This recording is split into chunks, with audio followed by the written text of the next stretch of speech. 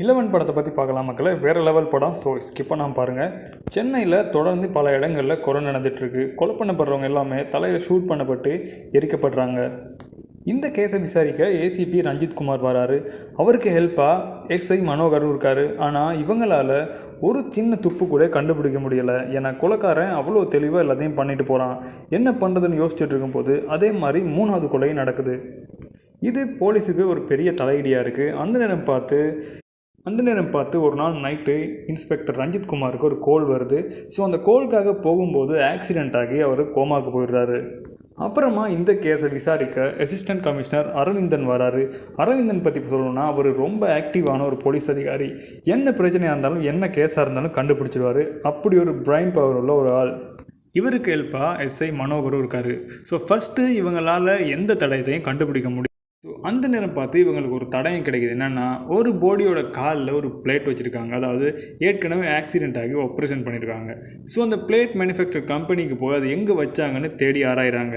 அப்போ தான் அவங்களுக்கு தெரியுது, அந்த பிளேட் வச்ச இறந்த பையனோட வீட்டுக்கு போகிறாங்க. அங்கே போனால் அதே பேரில் ஒரு பையன் அங்கே இருக்கான்.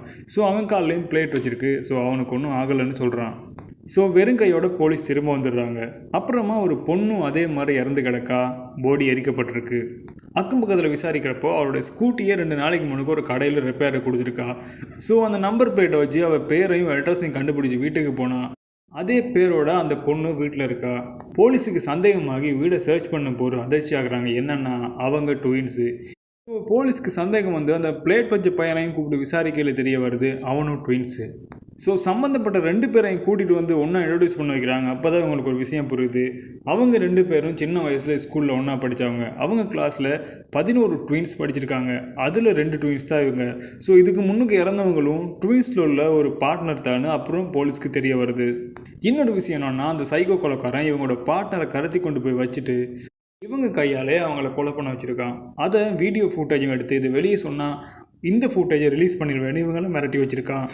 ஸோ இவங்க படித்த ஸ்கூலில் போய் விசாரித்தா தடயம் கிடைக்கூட அந்த ஸ்கூலோட பிரின்சிபல்கிட்ட போய் விசாரிக்கிறாங்க. ஸோ இந்த ட்வின்ஸ் படித்த கிளாஸில் என்ன பிரச்சனைன்னு அப்போ தான் சொல்கிறாங்க, அந்த கிளாஸில் படித்தது எல்லாமே ட்வின்ஸு. ஸோ இதில் யாரையாச்சும் சந்தேகப்படுறீங்களான்னு கேட்கும்போது டீச்சர் சொல்கிறாங்க, ஒருவேளை பெஞ்சமினாக இருக்குன்னு. யார் அந்த பெஞ்சமின்னா, ஒரு சின்ன ஃப்ளாஷ்பேக். பெஞ்சமின் நல்லா செஸ் விளையாடுறவன். அப்புறம் ஃப்ரான்ஸ் அவனோட தம்பி 2 பேருமே ட்வின்ஸு. ஆனால் அவங்க 2 பேருமே ரோட்டில் இருந்து ஸ்கூலுக்கு வராங்க. வீடு இல்லை, அப்பா அம்மாவும் இல்லை. பெஞ்சமின் தான் சின்ன சின்ன வேலையை செஞ்சுக்கிட்டு அவனோட தம்பியையும் படிக்க வச்சுட்டு இவனும் படிச்சுட்டு இருக்கான். அவன் நல்லா செஸ் விளையாடுறதுனால இந்த ஸ்கூலோட கரஸ்பாண்டன்ட், இந்த டீச்சரோட ஹஸ்பண்ட், இவங்க 2 பேரையும் ஸ்கூல் ஹாஸ்டல்லையே தங்க வச்சு படிப்பிக்கிறாங்க. ஸோ ஸ்கூலோட நேமுக்காக அதே போல் நிறைய ட்வின்ஸாக எடுத்து ஒரு கிளாஸ் ஃபுல்லாகவே ட்வின்ஸாக படிக்கிற கிளாஸாக மாற்றுறாங்க. இவனோட தம்பி ஃப்ரான்சிஸ்க்கு ஒரு சின்ன ஒரு குறைபாடு இருக்குது. என்னென்னா, அவன் டக்குன்னு எல்லாத்துக்கும் பயந்துருவான். அதே நேரம் இருட்டுன்னா அவனுக்கு ரொம்ப பயம். ஸோ அவனை அடிக்கடி கலாய்க்கிறாங்க பசங்க. இதனால ரொம்ப மனமுடைஞ்சு போகிறான்.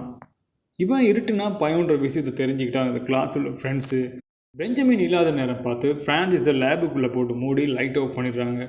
அந்த பதற்றத்தில் தாங்க முடியாமல் அவன் அழுது கடைசியாக இறந்தே போய்ட்றான். அப்புறமா பெஞ்சமினையும் அங்கேருந்து ஒரு சிஸ்டர் கொண்டு போயிடுறாங்க. அப்புறமா அவனை வேறு ஃபேமிலி தத்தெடுத்துடுறாங்க. ஸோ இவங்களெல்லாம் பழிவாங்க ஒரு வேளை பெஞ்சமின் இந்த வேலையை பண்ணலான்னு டீச்சர் சொல்கிறாங்க. ஸோ அந்த போட்டோவில் இருக்கவங்களோட எல்லா பார்ட்னரையும் பெஞ்சமின் கொலை பண்ணிடுறான். இன்னும் இருக்கிறது 2 சோடி ஃப்ரெண்ட்ஸ் தான். அதில் 2 பசங்களும் 2 பொண்ணுங்களும். அந்த பசங்க யாருன்னு போலீஸால் கண்டுபிடிக்க முடியல. பட் அந்த பொண்ணுங்களை கண்டுபிடிச்சிடுறாங்க. இந்த விஷயத்தை போய் அந்த பொண்ணுங்கிட்ட வீட்டில் சொல்கிறாங்க. அவங்க தான் சஞ்சனா, அஞ்சனா. ஸோ அவன்கிட்டருந்து பாதுகாக்கிறதுக்காக அரவிந்த் அந்த 2 பொண்ணுங்களையும் கொண்டு வந்து எஸ்ஐ மனோகர் வீட்டில் பத்திரமா தங்க வைக்கிறாரு. அப்போது பழைய ஸ்கூல் டீச்சர் ஏசிபி அரவிந்துக்கு கால் பண்ணி சொல்கிறாங்க, நாளைக்கு ஃப்ரான்சிஸோட இறந்த நாள். ஸோ அவனோட கல்லறைக்கு ஒவ்வொரு நாளும் பெஞ்சமின் வருவான். நாளைக்கும் அவன் வாரத்துக்கு வாய்ப்பு இருக்குன்னு. ஸோ ஏசிபி அரவிந்தும் அவனுக்கு முன்னாலே போய் சுடுகாட்டில் நிற்கிறாரு. அந்த நேரம் பார்த்து காரில் பெஞ்சமின் வரான். மாஸ்க்கை ரிமூவ் பண்ணும்போது தான் தெரியுது அவன் வேறு யாரும் இல்லை, எஸ்ஐ மனோகர்னு. ஸோ இவரும் விரட்டி போகிறாரு. ஆனால் அவனை தப்பிச்சிடுறான். பட் அவனோட முகத்தை ஏசிபி அரவிந்த் இன்னும் பார்க்கல. ஸோ அந்த பொண்ணுங்களை காப்பாற்றுறதுக்காக எஸ்ஐ மனோகர் வீட்டுக்கு போகிறாரு. எஸ்ஐ மனோகர் தான் பெஞ்சமின்னு இன்னும் அரவிந்துக்கு தெரியாது. அங்கே போனதும் அந்த பொண்ணுங்க 2ஐயும் கட்டி வச்சுருக்காங்க. ஏசிபி அரவிந்த் தலையில் ஒரு ரோடால் பலமாக தாக்கிட்டு எஸ்ஐ மனோகர் அந்த பொண்ணுங்க 2ஐயும் இழுத்துட்டு ஒரு பழைய பில்டிங்க்கு போயிடுறாரு. அரவிந்தும் அவங்கள பின்தொடர்ந்து அவங்க பின்னாலே போகிறாரு. இந்த நேரம் பார்த்து கோமா ஸ்டேஜில் இருந்த ஏசிபி ரஞ்சித்துக்கும் சரியாகிடுது. ஆனால் அவருக்கு ஒரு டவுட் வருது. ஏன்னா அவர் ஆக்சிடெண்ட் பண்ணிவிட்டு அந்த சைக்கோவை இவரை கொண்டு போயிட்டு ஹாஸ்பிட்டலில் விடுறான். ஸோ அந்த சைக்கோ கையில் இருந்த லைட்டரும் ஏசிபி அரவிந்த் கையில் இருந்த லைட்டரும் ஒரே மாதிரி இருக்குது. அதில் இந்த அரவிந்த் தான் அந்த பெஞ்சமினாக இருக்கும்னு அரவிந்தோட ஹிஸ்ட்ரியெல்லாம் தேடி பார்க்குறாரு. அப்போ தான் ஒரு உண்மை தெரியுது, இவன் ஆல்ரெடி பெஞ்சமினாக இருந்த அரவிந்த் தான் இவன். பெஞ்சமினை அந்த சிஸ்டர் ஹோம்ல இருந்து இவனோட பேரை சத்து கொண்டு போகும்போது இவனோட பேரை அரவிந்தாக மாற்றிட்டுறாங்க. ஸோ இவனோட தம்பியை கொலை பண்ணவங்கள பழிவாங்க தான் அவங்களோட ட்வின்ஸ் எல்லாம் இவன் கொலை பண்ணிட்டு இருக்கான்ற விஷயம் தெரிய வந்து ஏசிபி ரஞ்சித் ஏசிபி அரவிந்தை வந்து அரெஸ்ட் பண்ணுறாரு.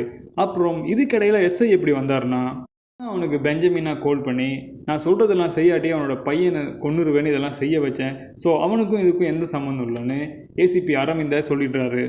கேப்பில் கடத்திட்டு வந்த அந்த பொண்ணையும் சைக்கோ கிலோட ஸ்டைலையே பெஞ்சமின் கொலை பண்ணிடுறான். இப்போ அடுத்த நாள் ஏசிபி ரஞ்சித் ஆஃபீஸுக்கு ஒரு பையன் வரான். அவன் யாருன்னா ஏற்கனவே ஒரு திருட்டு கேஸில் பிடிச்சி ஜெயிலில் போட்டவன். நீ எப்போ வெளியே வந்தேன்னு கேட்கும்போது அவன் சொல்கிறான், அது நான் இல்லை சார், என்னோட தம்பின்னு. அப்போ தான் ஒரு விஷயம் புரிய வருது, பெஞ்சமினோட லிஸ்ட்டில் இருந்த கடைசி பசங்க இவங்க 2 பேரும் தான். ஸோ பெஞ்சமினை ரஞ்சித் தான் அவரோட மூளையை வச்சு அரெஸ்ட் பண்ணல. அரெஸ்ட் ஆகி ஜெயிலுக்கு போய் அந்த பையனை கொலை பண்ணணுன்னு பெஞ்சமினா தான் தானாக அந்த லைட்டரை காட்டி ஜெயிலுக்கு போயிருக்கான்னு. ஸோ ஜெயிலில் வச்சு பெஞ்சமினோட கடைசி டாக்கெட்டை இவன் கொலை பண்ணிட்டு சொல்கிறான், தான் தம்பி இறந்து தான் எப்படி வேதனைப்படணும் அந்த வேதனை இவங்களுக்கெல்லாம் கொடுக்கணும்னு தான் நான் இதை பண்ணேன்னு சொல்லிட்டு ஹார்ட் ப்ராப்ளத்தால் அவதிப்பட்டு இருக்க மனோகருக்கு தான் இறந்த பிறகு தன்னோட ஹார்ட்டை எடுத்து கொடுத்துருங்கன்னு சொல்லிட்டு அப்படியே சூசைட் பண்ணிக்கிறான்.